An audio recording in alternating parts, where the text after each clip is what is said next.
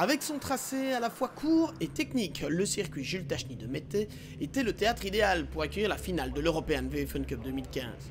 Grâce à un peu d'adresse et un peu de chance aussi, lors du jeu de la Sarbacane, l'équipe Jack Motors 1, représentée par Laurent Jaspers, pouvait placer la numéro 44 en pole position devant les leaders du championnat, la 277 d'Allure Team 2, avec Guillaume Mondron au volant. On retrouvait encore en deuxième ligne la 278 Acom Racing de Stéphane Charlier et la 285 Otto KSC Corse Team de Claudio Capelli.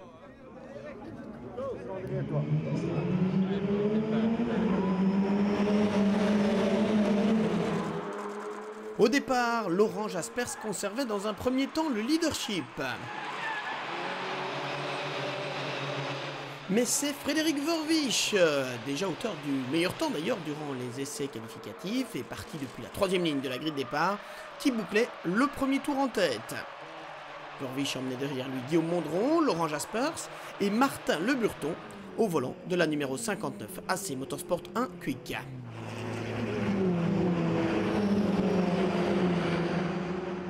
Ce début de course était par contre catastrophique pour l'équipe Allure Team 1. Après quelques tours seulement, Lorenzo Doniaco s'engouffrait dans la pit lane, cardan déboîté. On a des cardans qui sortent de la boîte. Le cardan rentre dans la boîte, apparemment il est sorti. Bon voilà, pas terrible quoi. C'est pour nous aider. Là maintenant on vient de perdre un tour, donc je crois que ça va être chaud quoi, parce qu'il faut vraiment que nos concurrents directs, puisqu'on joue le championnat, aient les mêmes problèmes que nous, parce que sinon je ne vois pas comment on va faire. Au fil des premières heures de course et des premiers ravitaillements, le classement se décantait. C'est la 277 Allure Team 2 qui prenait le maximum de points après 5 heures en pointant au commandement. Guillaume Mondron, Fred Capras, Cédric Bolon et Édouard Mondron réalisaient donc une superbe opération dans le cadre du championnat. Mais dans leur sillage immédiat, la 280 Socarden, pilotée par Kevin Balthazar, Renaud Martin, Christophe Nivarlet et François Verbist, restait en embuscade. Même si ses chances de titre étaient compromises, le quatuor voulait toujours y croire.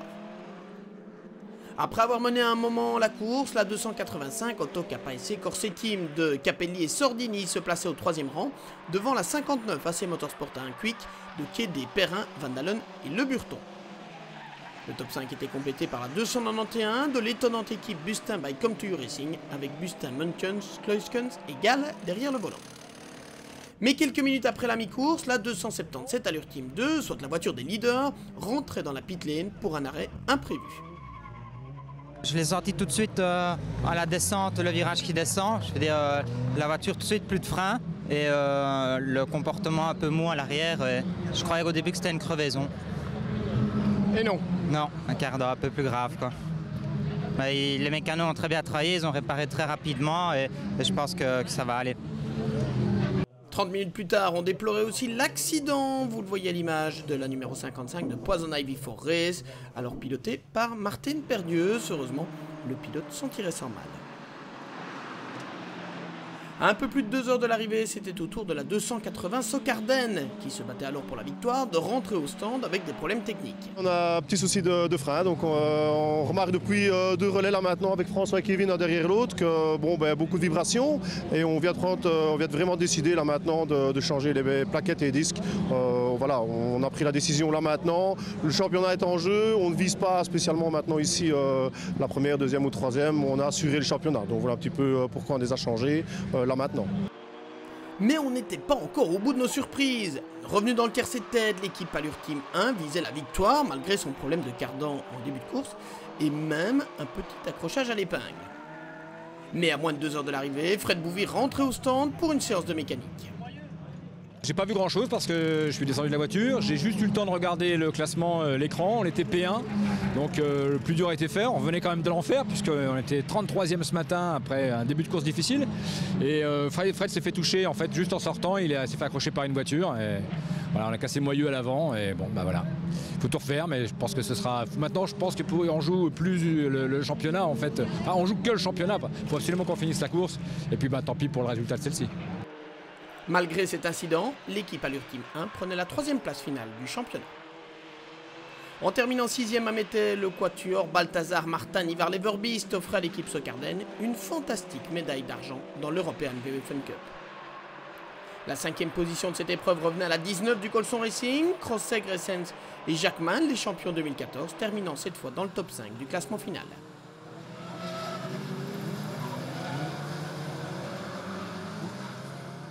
Après une course de toute beauté, la 291 de Bustin by Come to You échouait de peu au pied du podium avec Dominique Bustin, Olivier Munkens, Sébastien Kluiskens et Arnaud Gall.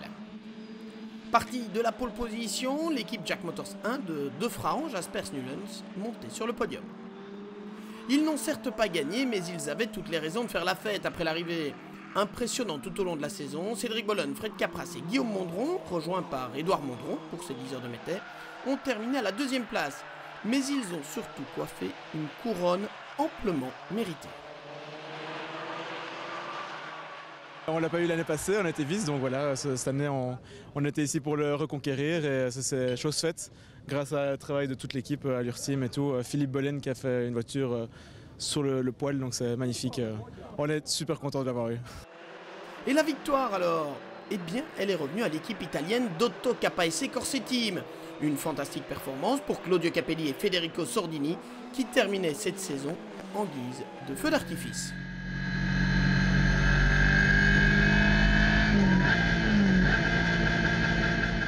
C'est fantastique ça, nous ne pensions pas ça. Le team a travaillé beaucoup, mon copain, vieni qua. Mon copain, good driver, very good driver, all is gone good.